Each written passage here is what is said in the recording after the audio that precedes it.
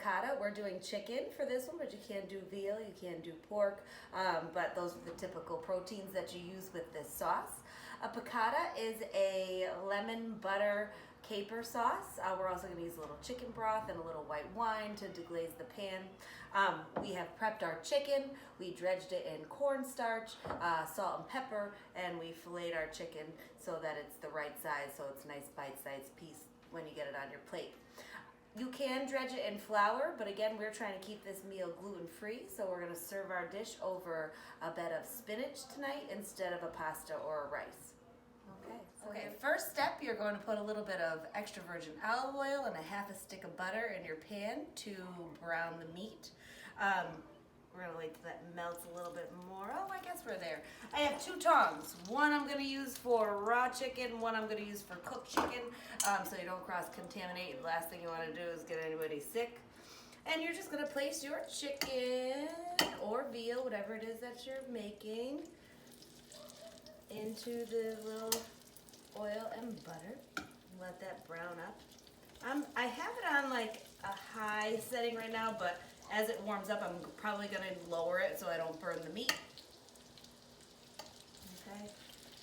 And you just get all the little, feel like Bob Ross. Oh, the little chicken breasts, a little happy in there. Get them sizzling. You guys remember the happy little trees and the sounds that it makes. Anyway. All right, so we're just going to brown our chicken, and I'll talk about the rest of the ingredients. So you have lemon zest, you have lemon juice, you have capers. We're going to have lemon to finish as a garnish. We have parsley to use as a garnish. We have our white wine to deglaze the pan. We have chicken broth to also help form the sauce. Funny story about these little glasses. I have to plug my friends Danielle and Vinny. They got married, and these were the favors at their wedding. And they had little votive candles, and there was these pretty little burlap ribbons on them.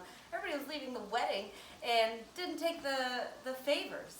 And so we were like shutting the place down, and we totally grabbed them. I'm like, just you wait. These are going to be the best things. Now, Italians, we like to have wine with everything. So not only do they serve as like little measuring cups, or you can put little candles in them, but you can also have your wine. So I think it's a really funny story. That's not ready yet. The tool that I discovered is this splatter guard. So when you're frying anything, you just place this over your dish and you protect your stovetop.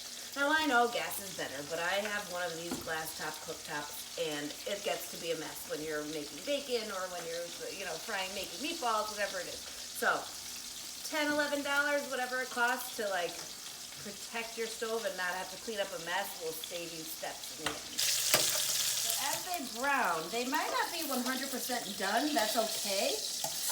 You just want to have a nice coloring on the chicken so it gives it a better look than just like chicken white, I guess.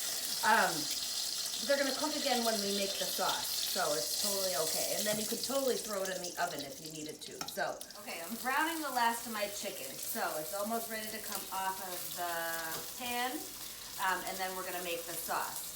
So to talk about the ingredients again, what's really important is if you use, when you're cooking with white wine, you want a dry white wine that you're going to drink. Okay, you don't buy something cheap, and you don't buy something sweet when you're talking about savory dishes. So Sauvignon Blanc is probably going to be one of your best bets. Stay away from Riesling. That's sweet. Unless you're making something with dessert, you don't want to do it. So savory, stick with dry white wine. Sauvignon Blanc is one of my favorites. All right, so our chicken is finished browning. Okay. We have all this beautiful oil and butter still in the pan. And what we're going to do now is deglaze. The first thing you want to deglaze with is your alcohol, is with the white wine. That's that. You want that to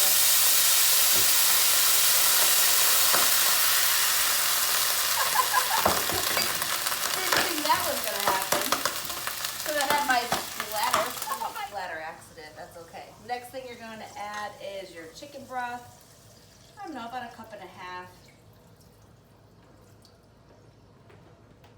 All right, we're gonna let that. let that all kind of come together and form the sauce. We're gonna add our lemon juice and our lemon zest for flavor. And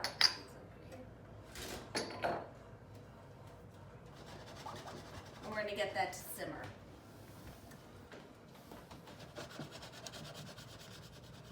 The finish. You're literally just gonna take all these beautiful pieces of chicken and this wonderful sauce and just pour it right over your spinach or spaghetti if you're having spaghetti. That's fine too. Okay. Get all those capers right on top. Okay. And what's gonna happen is the heat from the chicken and from your sauce is going to wilt your spinach. So no need to do that separate. Okay. So we have some beautiful chicken over some great spinach. We're gonna put a few lemon slices just to finish it off. Oh, and parsley is always a good idea. So what we can do is add parsley to the mix at the end to give it that bit of